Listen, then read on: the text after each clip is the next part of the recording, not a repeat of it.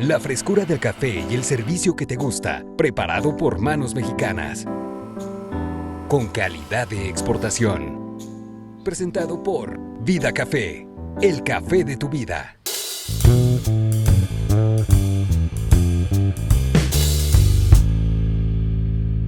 Feria Nacional de Zacatecas 2019. Platicamos en esta ocasión con Lisbeth Márquez, diputada migrante del Partido Revolucionario Institucional, y lo hacemos en Vida Café por primera vez. Es usted la madrina de los podcasts en el café Vida Café. Pues muchas gracias. Yo encantada, muy agradecida contigo por esta oportunidad. Me siento muy honrada y qué mejor que en un lugar literalmente delicioso. Delicioso a la vista y delicioso al paladar. Creo que los migrantes ahora con el presidente Donald Trump y sobre todo con el presidente López Obrador viven los momentos más difíciles de su historia.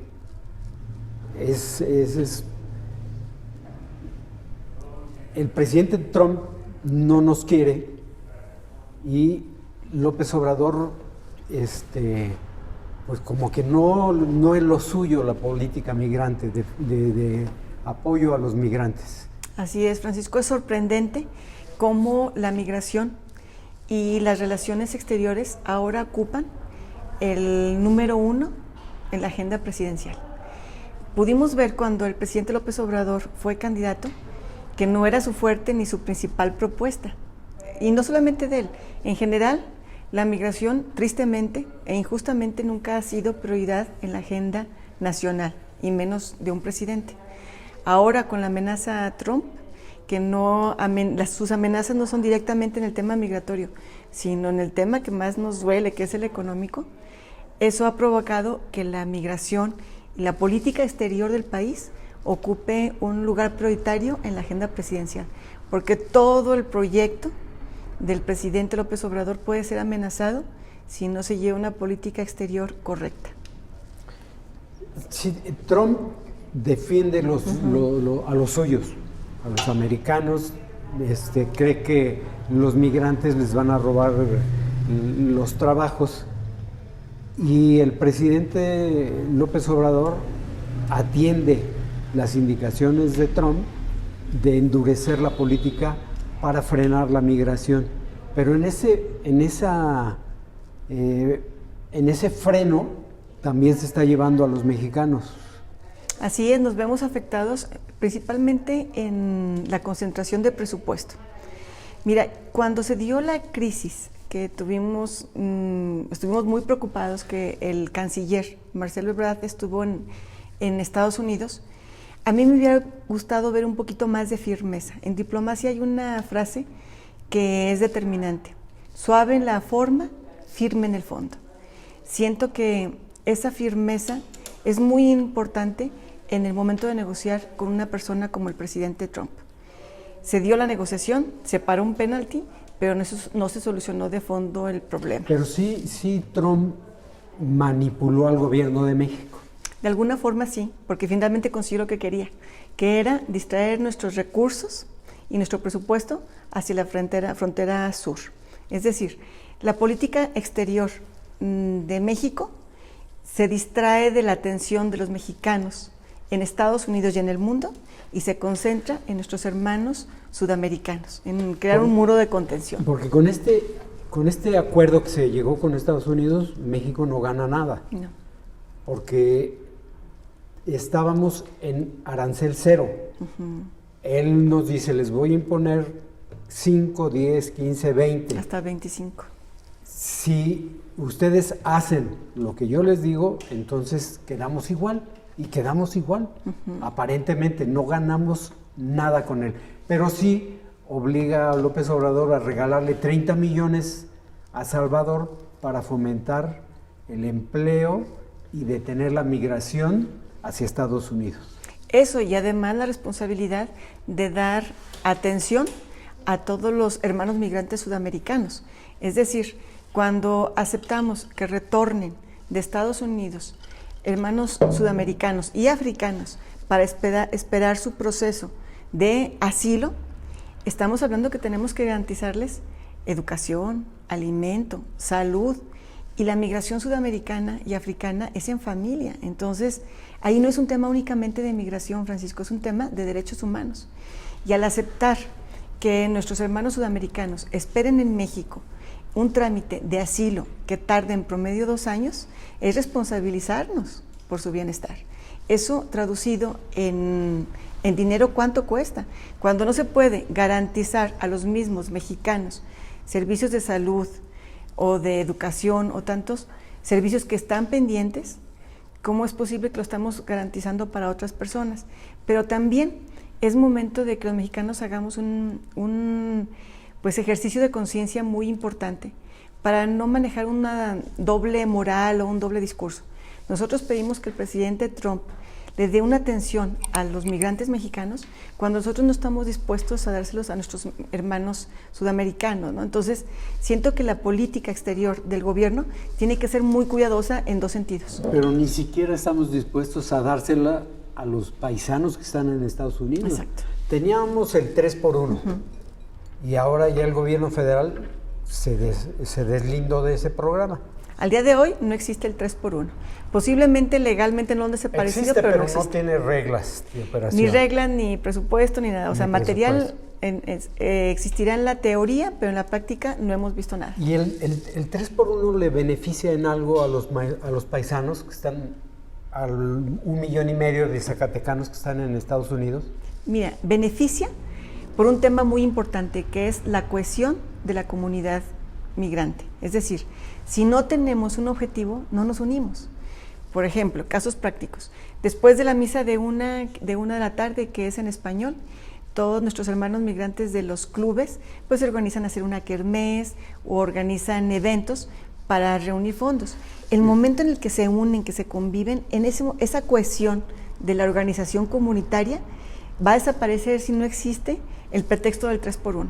Entonces, es muy importante en 2 vías. Primero, porque genera un beneficio económico para nuestras comunidades, de desarrollo, de unión, de vinculación, y por otra parte, es el factor de cohesión de la organización comunitaria. Entonces, es muy, muy delicado que ese programa desaparezca.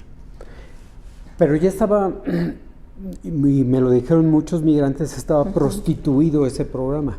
Yo no me atrevería a decir. Porque ponía una parte del gobierno federal, otra parte del gobierno del estado, una parte del municipio y otra parte de los migrantes. Pero los migrantes decían, vamos a construir un lienzo charro. Y el presidente municipal le decía, no, vamos a construir una carretera. Y yo pongo tu aportación. Y eso se denunció muchas veces. Así es. El presidente municipal pagaba la aportación del migrante, el club solo firmaba y la obra le salía más barato al presidente. Se prostituyó este Carlos Cifuentes, era de una federación, ¿no? Sí. Él varias veces me platicó esa forma de prostitución. Sí, pues desafortunadamente, como todos los programas, van con el tiempo tomando malas acciones. Definitivamente, yo no me atrevería a decir que se prostituyó, pero que definitivamente necesitaba una cirugía mayor, es innegable y tienes toda la razón. El programa 3x1 no podía seguir como estaba. Necesita perfeccionarse, pero no significa que necesite desaparecer. Yo veo muy positivo por parte del gobierno federal que quiera hacer cambios. La gente votó por un cambio, pero no votó porque desapareciera lo bueno. O sea, es muy diferente mejorar que desaparecer. El programa 3x1, indudablemente, como bien lo dices, necesitaba una cirugía mayor. Necesitaba replantearse, cambiarse reglas de operación, controlarse, pero jamás desaparecer. Más productores agrícolas, contamos con créditos para crecer el campo. Nos enorgullece ser uno de los estados con mayor producción de ajo y carne caprina. Estamos cumpliendo. Estado de Zacatecas. O sea, es muy diferente perfeccionar que desaparecer. Y es muy lamentable que así lo vemos en diferentes políticas del gobierno federal, que en lugar de mejorar y aportar lo mejor, pues están desapareciendo. ¿No era mejor llevarlo por el lado de del 3x1 de inversión para que los migrantes con su dinero, con su ahorro, con el producto de su trabajo, pues pusieran una empresa en Zacatecas, le dieran trabajo a la comunidad y ellos de alguna manera mantuvieran su patrimonio? Porque el 3x1 es a fondo perdido. Aportan su parte para una carretera, su 25%, sí. Y ya no lo vuelven a ver. Fíjate que los proyectos de desarrollo productivo definitivamente son detonadores de empleo, de desarrollo, mientras que no se focalice todas esas reglas de operación para fomentar proyectos productivos, las remesas y el programa 3x1 seguirá siendo un fomento al desempleo, un subsidio al desempleo. Es decir, pues si yo recibo cómodamente en mi casa las remesas, pues no tengo necesidad de trabajar. Entonces se tienen que fortalecer programas que fomenten precisamente y que las remesas no sean en autoconsumo. El número de las remesas, Francisco, es sorprendente. Al año recibimos 1,000 millones de dólares en Zacatecas nada más. A nivel nacional se reciben 33,000 millones de dólares. Es un ingreso, 1,000 millones que en pesos son como 20,000 millones. Exacto. Para hacer ¿Cuál proporciones. es el presupuesto del Estado? 25,000, 26,000. Me robaste el ejemplo. ¿Sí? Yo lo quería precisamente situar en comparación con el presupuesto total del gobierno de Zacatecas y se equipara. Fíjate, por ejemplo, el presupuesto de la Secretaría del Zacatecano Migrante de un año lo recibimos en un día de remesas. El presupuesto de las 3 ciudades más importantes, que son Fresnillo, Guadalupe y Zacatecas, el presupuesto anual de estos 3 municipios lo recibimos en 15 días de remesas. Y estamos hablando únicamente de la cantidad que mandan oficialmente por remesadoras. Es decir, eso es una cantidad del Banco de México. Ahí nos está registrando los envíos informales, que el pago de una quinceañera, que una donación para la fiesta del pueblo, lo que traemos en el calcetín en diciembre. Todos esos ingresos no se registran. Entonces estamos hablando de que puede superar el presupuesto del gobierno del Estado en un año el envío de remesas. Y a nivel nacional es un Producto Interno Bruto por encima del petróleo del turismo, las remesas que son 33,000 millones de dólares. Entonces, al hablar de la aportación de los migrantes, es frustrante para las personas que trabajamos con la comunidad que las políticas públicas no sean recíprocas. Porque esos 20,000 millones al año, ¿en dónde están? En el autoconsumo. ¿Dónde no se reflejan en un desarrollo del Estado? No, es para autoconsumo y por eso es muy importante hacer hincapié en el desarrollo de políticas públicas para fomentar que todo ese ingreso sea para poner un negocito y no para el autoconsumo. Que bueno, al final del día, déjame decirte, si quitamos esos ingresos, pues el Estado se colapsa. Tenemos 1,5 millones de zacatecanos del otro lado de la frontera. Sí, realmente están muy ligados a Zacatecas, porque a mí me da la impresión de que muchos ya no quieren regresar. La mayoría. Ni con sus hijos, ¿eh? Sí, mira, hay alrededor de 630,000 zacatecanos, les llamamos de primera generación. Son los zacatecanos que nacieron aquí en México, que nacieron aquí en nuestro suelo, y son las personas que tienen como mayor vinculación, que siguen con la generosidad de su corazón al pensar en invertir, en apoyar, en pertenecer a un club, a una de las 21 federaciones, pero existen, esos son nada más 630,000. El resto son zacatecanos de segunda generación, es decir, hijos de zacatecanos, que ya, como mis hijos, que ya nacieron en Estados Unidos. Los zacatecanos de segunda generación difícilmente van a regresar. Ya no tienen la misma vinculación ni el arraigo con su tierra, pero sin embargo... la nostalgia por ya la no tienen la comunidad, nostalgia, por no. el pueblito. No, ya no. Por eso es tan importante el apoyar las federaciones, porque toda la organización comunitaria, toda la comunidad organizada a través de 21 federaciones, pues son zacatecanos que tienen una memoria, su corazón tiene una memoria muy grande, pero ya no sus hijos. Entonces, por eso es muy delicado el que busquemos mecanismos de cohesión comunitaria. Esa nostalgia se va reduciendo.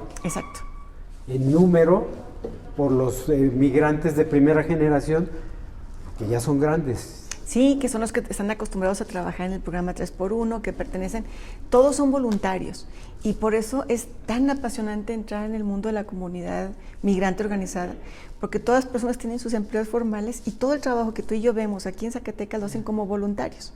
Para mí es un empleo, antes que fui representante del gobierno, ahora ser diputada, pero ellos son voluntarios, entonces por eso merecen tanto nuestro respeto, todo el trabajo que hacen por la comunidad.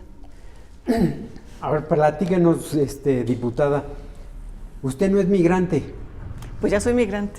Soy migrante de ida y de venida. No es migrante como tradicionalmente sí, lo tradicionalmente conocemos, que se fue cruzando a nado el río Bravo, sí. o se fue a la pizca de naranja. Exacto. O jitomate. Usted llegó a Estados Unidos por una cuestión de empleo que la mandaron de representante de Zacatecas. Definitivamente, tienes toda razón. Mi situación como migrante es privilegiada, tanto de ida a Estados Unidos como de regreso a Zacatecas. O sea, migré para Estados Unidos y ahora nuevamente migro a Zacatecas. Esta situación privilegiada, como bien lo dices, Francisco, me ha permitido tener mayor responsabilidad. Es decir, la experiencia que tengo de 20 años en el servicio público me obliga a desarrollar políticas públicas precisamente para la comunidad migrante. Sí le entiende lo que quieren los zacatecanos, los migrantes. Claro que sí, porque la empatía, el de ponerse en los zapatos de los migrantes, cruzando el río, allá no eres más Lisbeth Márquez, allá no tienes amigos como tú y yo, podemos en 2 llamadas resolver tantas cosas cotidianas aquí, allá no. Entonces, esa empatía de la comunidad migrante me llevó a desarrollar diferentes programas como Corazón de Plata, Mariposa, 1x1 humanitario, varios programas que se han aplicado en el gobierno estatal y que pues me dan la noción para ahora como legisladora trabajar en ese mismo sentido. Cuando termine la diputación, ¿se regresa o se queda en Zacatecas? Migro nuevamente para Chicago. Soy apasionada del tema migrante. Tengo 20 o más, 25 años trabajando en el servicio público, Francisco, y te puedo decir que nunca he sido tan apasionada de un tema. Encontré en la migración mi vocación, no solamente un empleo que me da muchas satisfacciones, sino mi vocación de vida. Además de ser madre, lo que más disfruto en la vida es trabajar por la comunidad migrante. Me regreso para seguir trabajando por la comunidad, migro otra vez y la verdad es que encuentro en la migración, en servir a la comunidad migrante, el sentido de mi vida. Las políticas públicas de Alejandro Tello en migración van por un rumbo adecuado o se han concretado, como acusaron a Miguel Alonso de ser exclusivamente coronador de reinas, coronador de clubes. ¿Sí se hace algo? ¿Sí se está aportando algo al migrante? Claro que sí. Yo pienso que Alejandro Tello escribió su nombre en la historia de las políticas públicas enfocadas a migración con el tema de documentación, que es precisamente el área neural de mi agenda legislativa. Cuando estuve trabajando como representante del gobierno de Zacatecas en el Midwest, durante 8 años pude darme cuenta que para lo que le servimos el gobierno a los zacatecanos allá es para resolver problemas de documentación. Si hay algo más triste, Francisco, que ser indocumentado de Estados Unidos, es ser indocumentado de tu propio país.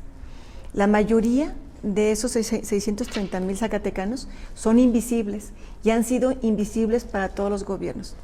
¿A qué me refiero con invisibles? Que no tienen una identidad. Y sin una identidad de documentación para México, ni el gobierno de Estados Unidos puede proveerte servicios universales como es la salud. A ningún indocumentado se le niega la salud, pero si no tienes identificación, sí. O como educación, tantos servicios que el mismo gobierno de Estados Unidos sin una identificación no puede proveer a los mexicanos. Y mucho menos hablar de protección. Los consulados no pueden proteger a una persona que no tiene una identidad, porque no siquiera pueden garantizar si es mexicano o no.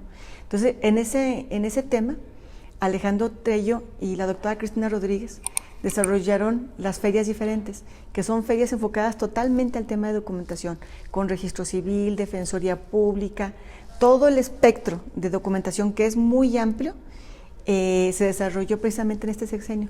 Yo pienso que Alejandro Tello sí ha cumplido con los migrantes. Muchas gracias, diputada. Muchas por gracias. esta plática muy amena. Gracias. Sí, nos faltó muchos temas. Ahorita Sí. no te pierdas mi agenda legislativa.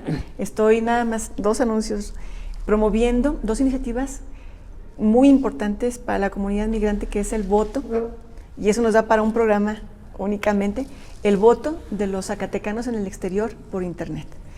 Esta semana precisamente mis 29 compañeros diputados votaron a favor por un exhorto que haremos al INE y al IES para que en el 2021 el voto de los zacatecanos en el exterior sea por internet. Estamos hablando que el día de hoy 50,000 zacatecanos ya podrían votar, que están tramitando su credencial a través de los 50 consulados. Otra iniciativa importante dentro de mi agenda legislativa enfocada a los migrantes es todos los hijos de transnación, todos los hijos de segunda generación, zacatecanos de segunda generación, hijos de zacatecanos repatriados, cuenten con la garantía de la educación, es decir, que el Estado de Zacatecas garantice su inserción correcta en la sociedad a través de protocolos que se implementen en las escuelas públicas y privadas de Zacatecas. Y mi tercer proyecto, que esa será la joya de la corona, es la ley de la identidad, muy focalizada a los zacatecanos en el exterior, es decir, todo el espectro a nivel municipal, estatal, y nos iremos hasta el federal, a hacer un activismo por los derechos en documentación de los migrantes. Gracias. Muchísimas gracias, Francisco. Gracias.